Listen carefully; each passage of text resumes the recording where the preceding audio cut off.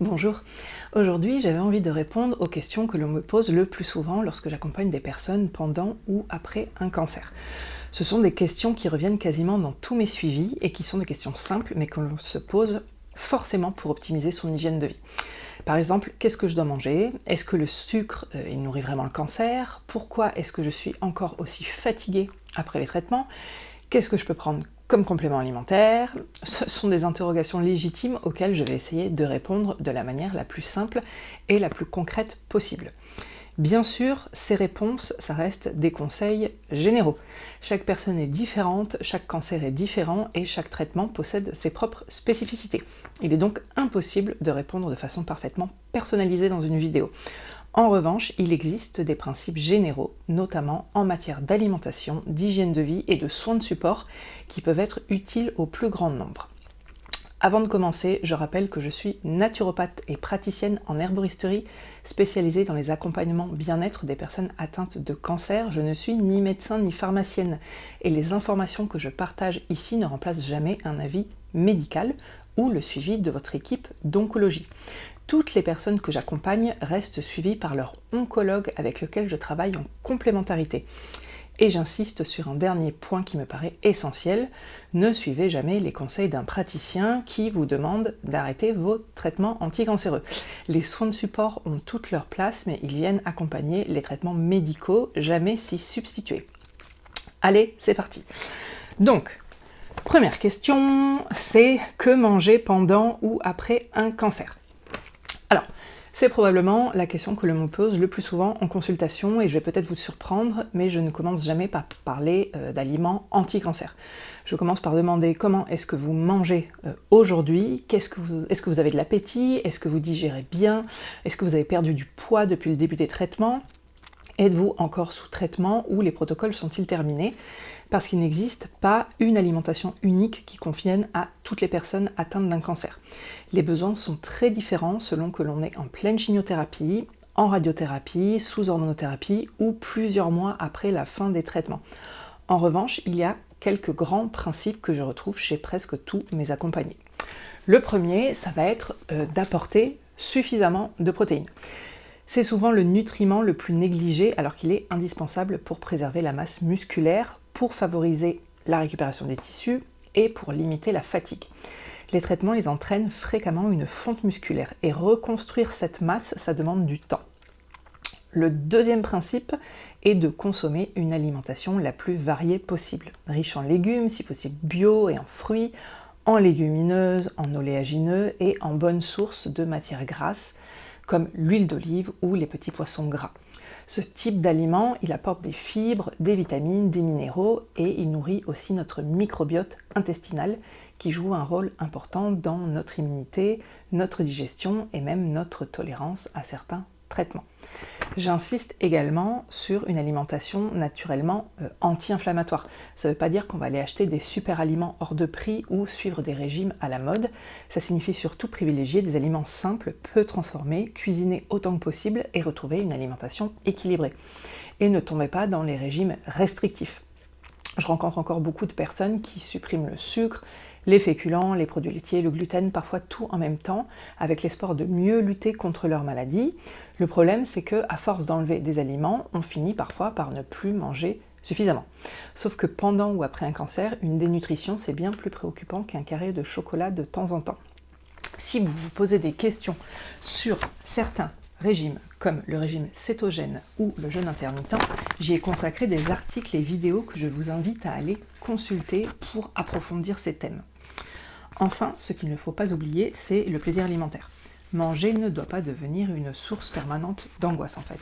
L'alimentation, c'est aussi un moment de convivialité, de réconfort et de plaisir avec vos proches. Mon objectif n'est pas que vous mangiez parfaitement, mais que vous mangiez suffisamment, avec plaisir et le plus sereinement possible. Voilà déjà pour cette question. Ensuite, la deuxième question, c'était est-ce que le sucre, il nourrit vraiment le cancer ou pas? Bon, ça c'est sans doute l'une des plus grandes inquiétudes des personnes que j'accompagne. Beaucoup arrivent en consultation et me disent qu'ils ont complètement arrêté le sucre parce qu'on leur avait dit qu'il nourrissait le cancer. Alors la réalité, c'est un peu plus complexe. Oui, les cellules cancéreuses consomment du glucose, mais elles ne sont pas les seules. Toutes les cellules de notre organisme utilisent du glucose pour produire de l'énergie. Notre cerveau, nos muscles, notre cœur. Si vous supprimez le sucre de votre alimentation, vous ne privez donc pas uniquement les cellules cancéreuses, vous privez aussi l'ensemble de votre organisme. D'ailleurs, même en supprimant totalement le sucre alimentaire, votre corps est capable d'en fabriquer à partir des protéines ou des graisses. C'est un mécanisme normal, indispensable à notre survie. En réalité, les cellules cancéreuses sont remarquablement adaptables. Parce que si le glucose constitue souvent leur principale source d'énergie, c'est le phénomène bien connu sous le nom d'effet Warburg, qui décrit leur forte consommation de glucose, même en présence d'oxygène, et bien, elles sont capables aussi, pour certaines, d'utiliser d'autres carburants lorsque le glucose vient à manquer. Elles peuvent notamment exploiter certains acides aminés ou encore les acides gras en fonction de leur environnement et de leurs besoins. C'est ce qu'on appelle la plasticité métabolique. Autrement dit, priver l'organisme de sucre ne revient pas à affamer spécifiquement les cellules cancéreuses parce qu'elles disposent souvent d'autres voies pour continuer à se développer. Tandis que les tissus sains, eux, ils ont toujours besoin d'un apport énergétique suffisant pour fonctionner et se réparer. En revanche, là où les choses deviennent intéressantes, c'est lorsqu'on s'intéresse à l'alimentation dans son ensemble. Une alimentation très riche en produits ultra transformés, en boissons sucrées, en excès de sucre raffiné et associée à un mode de vie sédentaire peut favoriser le surpoids, l'inflammation chronique et des perturbations métaboliques comme l'insulinorésistance. Or, ces facteurs sont aujourd'hui associés à un risque accru de développer certains cancers ou de moins bien évoluer. Donc, c'est pas le morceau de sucre qui est le problème, c'est le contexte alimentaire global. C'est pourquoi je déconseille les discours extrêmes qui interdisent tout dessert, tout fruit ou le moindre carré de chocolat. En pratique, ces restrictions elles deviennent souvent une source d'angoisse, de culpabilité et parfois même de dénutrition, notamment chez les personnes qui ont déjà perdu du poids pendant leur traitement. Mon conseil, il est beaucoup plus simple et c'est celui que l'on vous rabâche en permanence, mais parce que en fait, c'est la base d'un mode de vie sain et qu'il vaut 1000 fois toutes les plantes que vous pourriez prendre pour essayer de compenser une hygiène de vie délétère. Donc, privilégiez une alimentation peu transformée, riche en légumes, en protéines de qualité, en fibres et en bonnes matières grasses, et puis vous limitez les boissons sucrées, les pâtisseries industrielles et les excès de sucre ajouté, mais sans tomber dans une interdiction totale, et surtout garder à l'esprit qu'aucun aliment à lui seul ne nourrit ou ne guérit un cancer. Ce qui compte réellement, c'est votre alimentation dans sa globalité, associée à l'activité physique, au sommeil, au maintien d'un poids de santé et à votre suivi médical. Ensuite, question numéro 3. Pourquoi est-ce que je suis encore épuisée des mois après la fin de mes traitements ? Alors, bon, cette fatigue, elle est très fréquente. Et la première chose à savoir, c'est que le corps, il met du temps à récupérer. Une chimiothérapie, une radiothérapie, une chirurgie ou une hormonothérapie, ça représente un véritable stress pour l'organisme, même lorsque les traitements sont terminés. Le travail de réparation, il continue pendant plusieurs mois, parfois même encore plus après. Ensuite, cette fatigue, elle est souvent multifactorielle. Donc il n'y a pas une seule explication, mais plusieurs qui s'additionnent. Il peut persister un état inflammatoire qui entretient en fait cette sensation d'épuisement. On observe aussi très souvent une perte de masse musculaire. Pendant les traitements, on bouge moins, on mange parfois moins bien et le muscle il va fondre rapidement. Or, moins de muscles, ça signifie moins d'endurance et une fatigue qui s'installe au moindre effort. Il ne faut pas non plus négliger le sommeil. Beaucoup de personnes dorment très mal pendant les traitements et après un cancer à cause des douleurs, des bouffées de chaleur, de la sécheresse buccale, de l'anxiété ou simplement parce que leur rythme il a été profondément perturbé. D'autres causes sont aussi objectivables grâce à une prise de sang, une anémie, une carence en fer, en vitamine B12, en folate, c'est-à-dire en B9 ou en vitamine D, voire un trouble de la thyroïde dans certaines situations, peuvent également contribuer à cette fatigue persistante. C'est pourquoi je trouve important de ne pas banaliser ce symptôme et d'en parler avec son médecin. Enfin, certains effets secondaires des traitements peuvent durer bien au-delà de leur arrêt. Les hormonothérapies, par exemple, sont souvent responsables d'une fatigue chronique. Les neuropathies, les douleurs persistantes ou encore le brouillard cognitif demandent eux aussi beaucoup d'énergie au quotidien. En consultation, je cherche donc toujours à identifier les différents facteurs qui entretiennent cette fatigue, car il existe rarement une solution miracle, mais il y a souvent plusieurs leviers sur lesquels agir. Ça peut passer par une alimentation plus riche en protéines, une correction d'éventuelles carences, une reprise très progressive de l'activité physique ou un travail sur le sommeil ou encore un accompagnement en phytothérapie lorsque c'est pertinent. Le message que j'aimerais vous transmettre, c'est simple, c'est si vous êtes encore épuisé plusieurs mois après la fin de vos traitements, ne culpabilisez pas, votre corps il n'est pas paresseux, il est en convalescence et cette fatigue en fait elle est fréquente et elle a souvent des explications. Et surtout, elle mérite d'être prise en charge plutôt que d'être minimisée. Ensuite, la quatrième question, c'est quel complément alimentaire je peux prendre pendant ou après les traitements. Alors là encore, c'est une question qu'on me pose presque tous les jours et ma réponse risque de vous décevoir, c'est qu'il n'existe pas de complément alimentaire que je recommande systématiquement à toutes les personnes qui traversent un cancer. Mon rôle, ça consiste justement à individualiser les conseils. Je regarde votre alimentation, vos traitements, vos analyses biologiques, vos effets secondaires, vos antécédents, bref, je ne raisonne jamais avec une liste de compléments prêts à l'emploi. Cela étant dit, certains nutriments reviennent plus souvent que d'autres. Alors, le premier, je dirais, c'est la vitamine D. Beaucoup de personnes présentent une insuffisance, parfois même avant leur cancer. Or, la vitamine D, elle joue un rôle essentiel dans la santé osseuse, le fonctionnement musculaire et le système immunitaire. Je recommande donc très souvent de la doser avant toute supplémentation afin d'adapter les doses aux besoins réels. Les oméga 3, ils sont également intéressants lorsque l'alimentation est pauvre en poissons gras et en oléagineux. Ils participent notamment au bon fonctionnement des membranes cellulaires et ils peuvent contribuer à une réponse inflammatoire plus équilibrée. Là encore, l'objectif n'est pas de prendre des doses importantes, mais de corriger un éventuel déséquilibre alimentaire. On me pose aussi beaucoup de questions sur les probiotiques. Je vous renvoie d'ailleurs à ma vidéo sur le sujet. Ils peuvent être utiles dans certaines situations, notamment en cas de troubles digestifs ou après une antibiothérapie. En revanche, ils ne sont pas indiqués chez tout le monde ni à n'importe quel moment des traitements. Le choix des souches est important et toutes n'ont pas les mêmes propriétés. Le sujet qui suscite également de nombreux débats, c'est celui des antioxydants. Donc je vous renvoie également à ma vidéo sur ce thème car le sujet est très complexe et on a tendance à en parler de manière réductrice.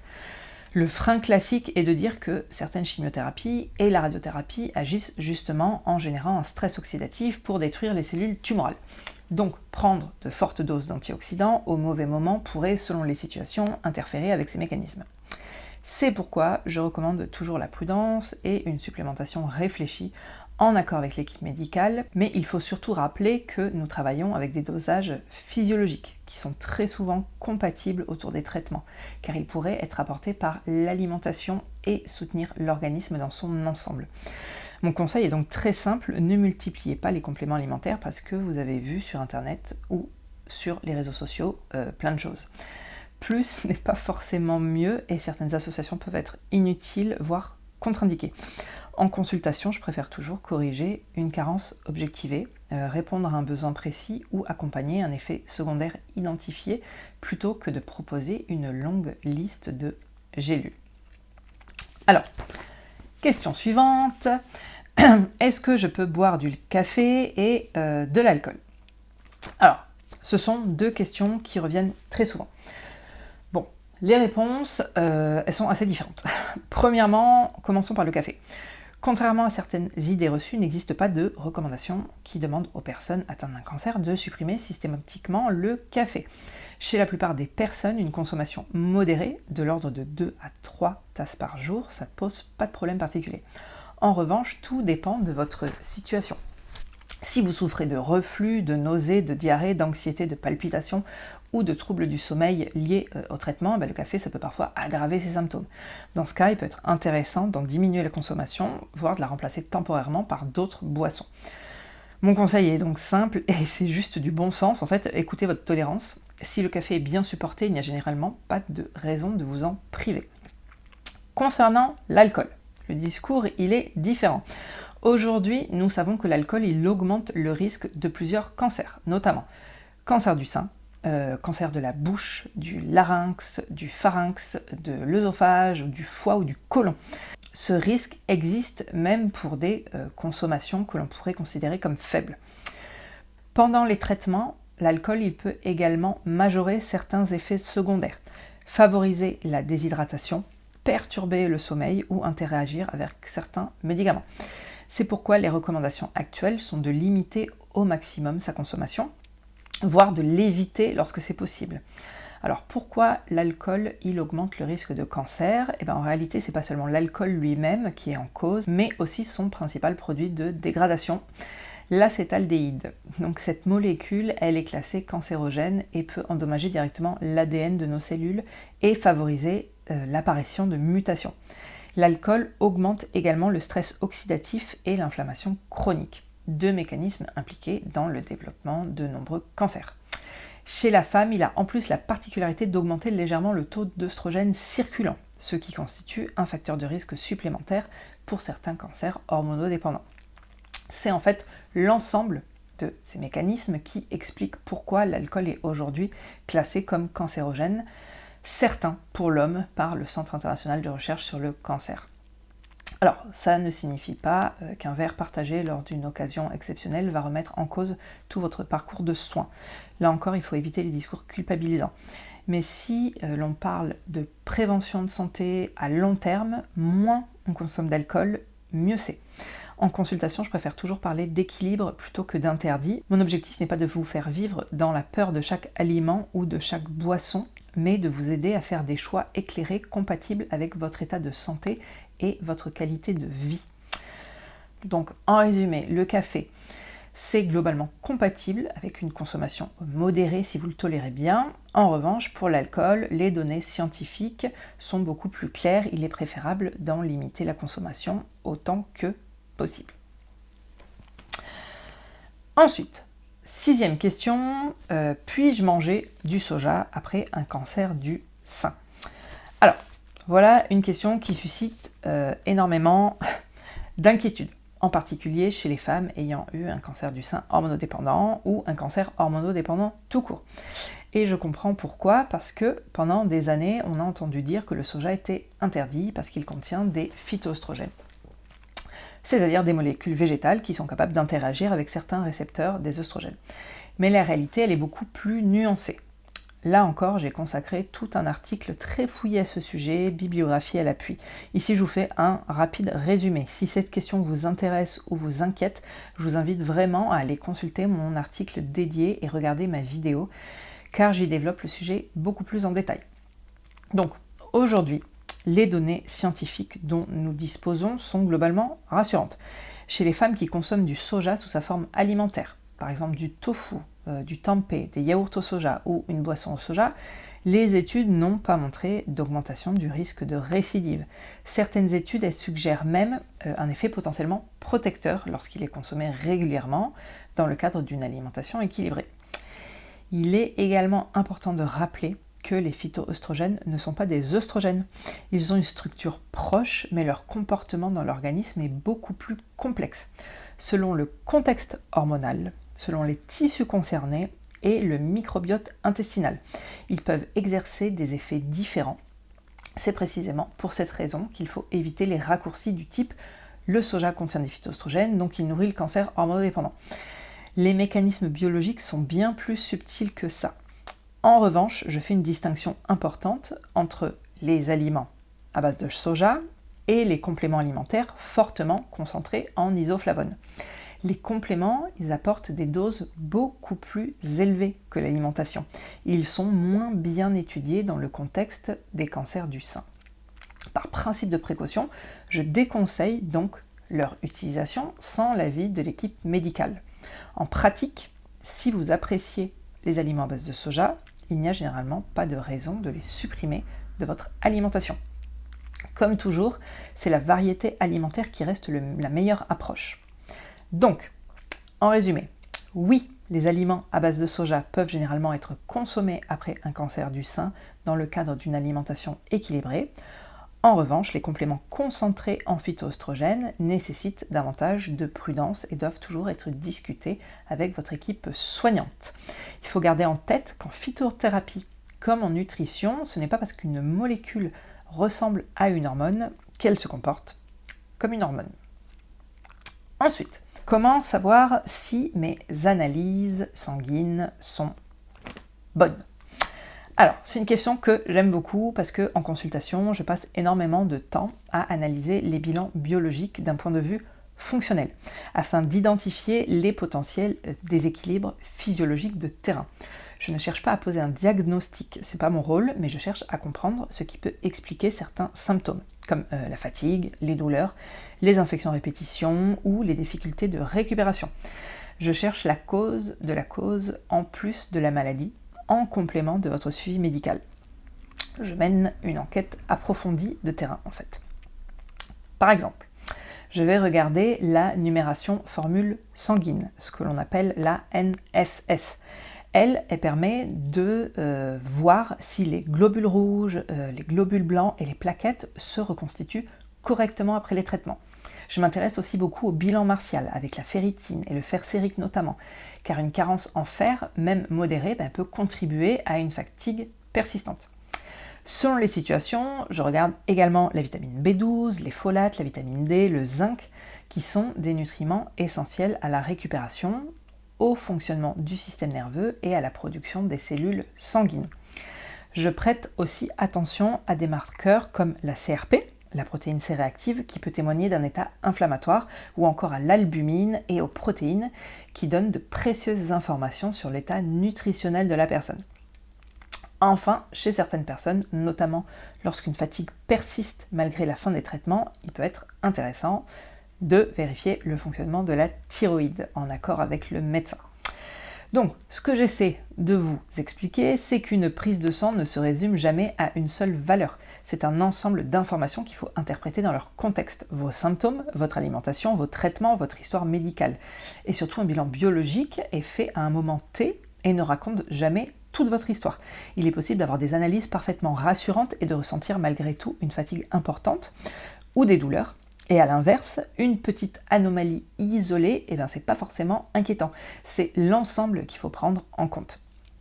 Donc, en résumé, une bonne prise de sang, c'est pas seulement une prise de sang où toutes les cases sont dans les normes, c'est une prise de sang que l'on interprète en tenant compte de la personne dans sa globalité. Et c'est justement cette approche globale qui est au cœur des soins de support et de mon accompagnement. Question numéro 8. Quand vais-je retrouver une vie normale après un cancer ? Alors, je crois que c'est l'une des questions les plus difficiles. Beaucoup de personnes me disent qu'elles ont terminé les traitements, mais qu'elles n'ont plus l'impression d'être la même. Elles se demandent si elles vont retrouver leur corps d'avant et leur vie d'avant. Et la réponse, elle est souvent difficile à entendre. Pas exactement. Parce que le cancer, c'est une épreuve qui transforme profondément. Le corps change, bien sûr, il peut y avoir une fatigue persistante, des douleurs, une perte de force, des troubles de la mémoire ou de la concentration, parfois une prise ou une perte de poids, une ménopause précoce, des cicatrices, etc. Mais il y a aussi un avant et un après sur le plan psychologique. En revanche, ça ne signifie pas que vous ne retrouverez jamais une vie épanouissante. Ce que j'observe chez les personnes que j'accompagne, c'est qu'elles finissent rarement par retrouver leur ancienne vie. Elles construisent progressivement une nouvelle normalité. Cette reconstruction, elle demande du temps. Souvent beaucoup plus de temps que ce que l'on imagine. Et l'entourage pense parfois qu'une fois les traitements terminés, tout est derrière vous. Et pourtant, c'est souvent le moment là que commence le véritable travail de récupération. Petit à petit, le corps y retrouve des capacités. Les muscles ils se reconstruisent, l'énergie revient, le sommeil s'améliore, la confiance renaît. Mais ça ne se fait pas en quelques semaines.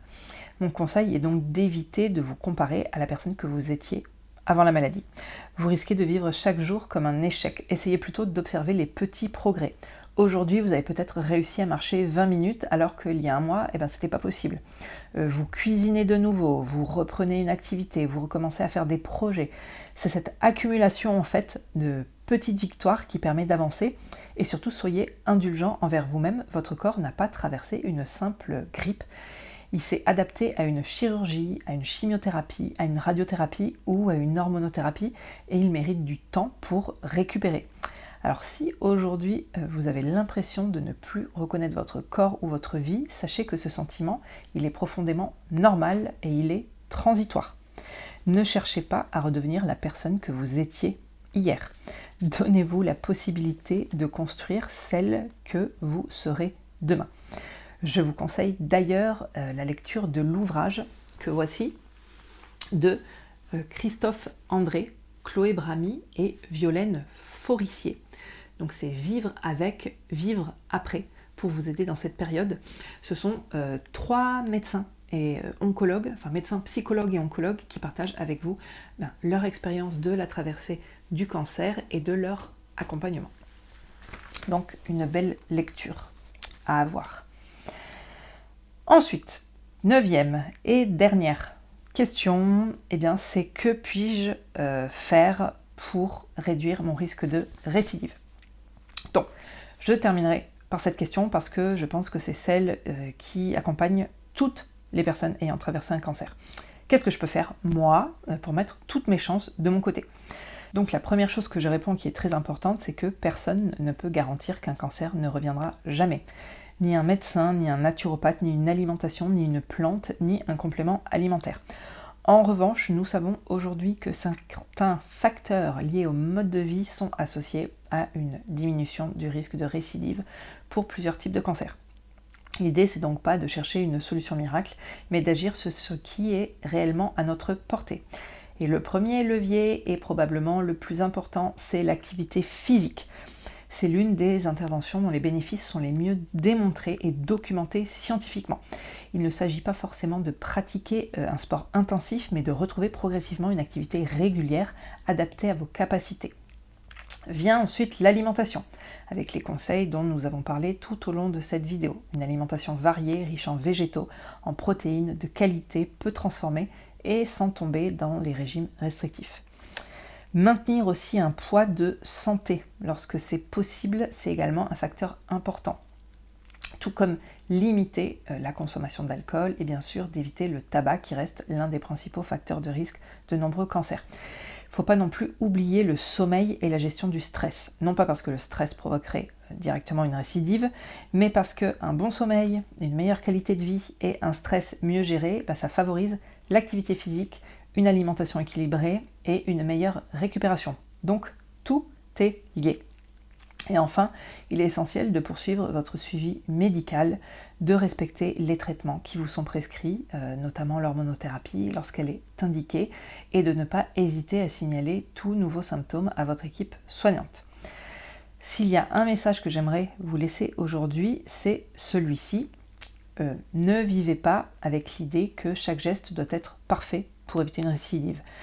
Ce n'est pas un aliment, une tisane ou une journée moins équilibrée qui feront la différence. Ce qui compte, ce sont les habitudes que vous construisez au fil des semaines et des années. Prenez soin de votre corps, non pas parce que vous vivez dans la peur de la récidive, mais parce qu'il a traversé une épreuve immense et qu'il mérite désormais toute votre attention. Et c'est finalement ça, les soins de support. Vous aider à retrouver la meilleure qualité de vie possible pendant les traitements, mais aussi longtemps après leur fin. Voilà, c'est terminé pour aujourd'hui. J'espère que cette vidéo vous aura apporté quelques informations utiles. Je vous invite à aller approfondir en lisant mes articles plus spécifiques sur mon site internet. N'hésitez pas aussi à commenter, partager cette vidéo et vous abonner à ma chaîne pour soutenir mon travail de recherche en santé intégrative et en oncologie intégrative. Merci d'avoir pris ce moment avec moi et à très bientôt pour une prochaine vidéo.